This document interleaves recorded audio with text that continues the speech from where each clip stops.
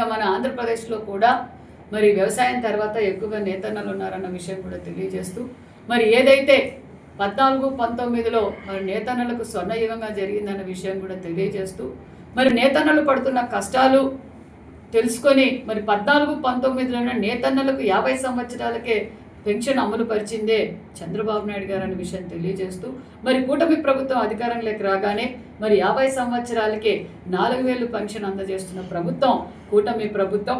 మేము మేనిఫెస్టోలో మా నేతన్న సేవా పథకం లేదు, అయినా కూడా నేతన్నలు పడుతున్న కష్టాలు, నేతన్నలు కుటుంబాల్లో వెలుగులు చూడాలనే గొప్ప సంకల్పంతో కూటమి ప్రభుత్వం ముఖ్యమంత్రి చంద్రబాబు నాయుడు గారు ఈ నిర్ణయం తీసుకున్నారన్న విషయం కూడా తెలియజేస్తూ మరి ఇప్పటికే నేతన్న సేవా పథకం కింద 71,536 మందికి మేము నేతన్న సేవా పథకం కూడా అమలు పరిచామన్న విషయం కూడా తెలియజేస్తున్నాం.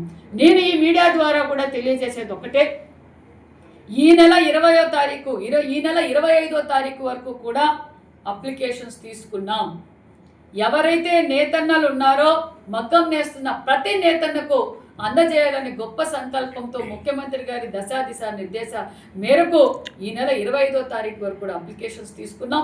ఈ నెల 30వ తారీఖు కంత 6 స్టెప్ వెరిఫికేషన్ చేసి అర్హులందరికీ పార్టీలకి మతాలకు కులాలకు అతీతంగా ప్రతి నేతన్న కుటుంబానికి 25,000 రూపాయలు అందజేస్తామన్న విషయాన్ని కూడా మీకు తెలియజేస్తున్నాం.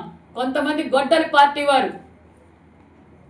వారు ఏదైతే చెప్పారో అది కూడా చెప్పలేని వారు, అది కూడా చేయలేని అమలుపరచని వారు కూడా ఈరోజు ప్రజల్లోకి వచ్చి వారి కార్యకర్తలను అడ్డం పెట్టుకొని నేతన్నలు కానీ వారి పార్టీ కార్యకర్తలను తీసుకెళ్ళి ప్రజలను రెచ్చగొట్టాలనే ఆలోచనతో ఉన్నారు.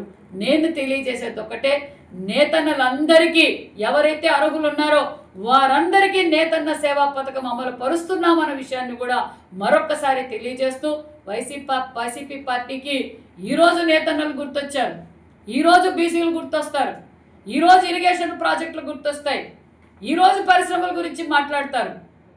మేము తెలియజేసేది ఒకటే, భారతదేశంలోనే మన ఆంధ్రప్రదేశ్ అన్ని రంగాల్లోనూ అభివృద్ధిలో పరుగులు పెడుతోందన్న విషయం కూడా తెలియజేస్తూ మరొక్కసారి నేతన్నలకు తెలియజేసేది ఒకటే, వైసీపీ వారు రెచ్చగొడితే, వైసీపీ వారు ఏదైనా మీకు చెప్పితే కూటమి ప్రభుత్వం చెప్పని కార్యక్రమాలు కూడా చెప్పని అభివృద్ధి కార్యక్రమాలు చేస్తోంది, ఇన్ని సంక్షేమ పథకాలు అందజేస్తుంది. ఖచ్చితంగా నేతన్న సేవా పథకం అర్హులందరికీ అందజేస్తామన్న విషయం కూడా తెలియజేస్తుంది.